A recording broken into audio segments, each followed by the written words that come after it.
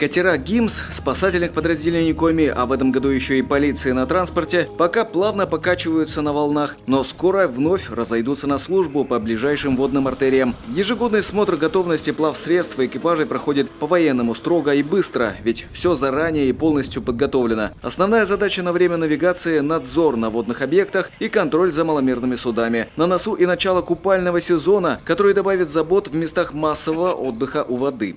Мы представляем здесь два катера «Мастер 450». Мы осматриваем внешний вид катеров, двигатели готовим. Поменяли масло в двигателе, у нас Меркурий 40. Масло в редукторе поменяли, осмотр, топливные баки, шланги, все привода, рулевое управление на протечку. И вообще внешний вид и спасательное снаряжение. Это круги, конец Александрова, спасательные жилеты и все оборудование, которое аптечки, что должно быть в катере.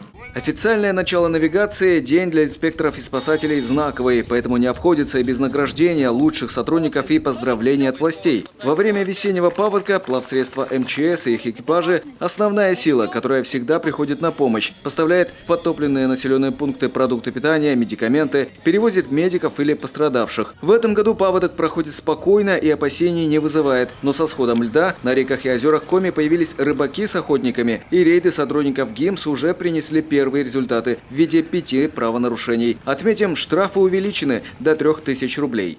Те суда, которые подлежат регистрации, они должны быть зарегистрированы. У судоводителей должны, соответственно, быть удостоверения на право управления, правоустанавливающие документы на право владения данным судном и, соответственно, спасательные средства. Ужесточены требования к судовладельцам. Каждый судоводитель, находящийся на плавательном средстве, должен в обязательном порядке быть одетый в спасательный жилет. И этот жилет, отмечу, что должен быть еще и застегнут.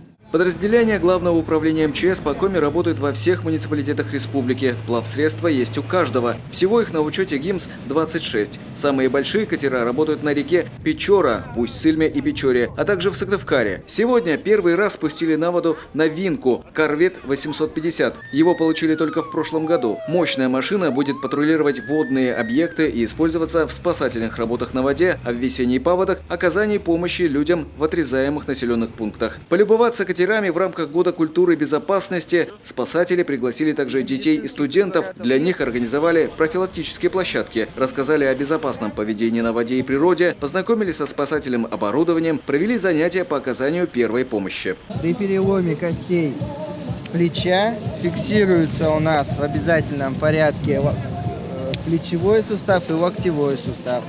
Вот данная шина у нас фиксирует. Конечности придается физиологическое положение, то есть оптимальное положение для сустава. Под конец все участники смотра дружной колонной проплыли перед зрителями.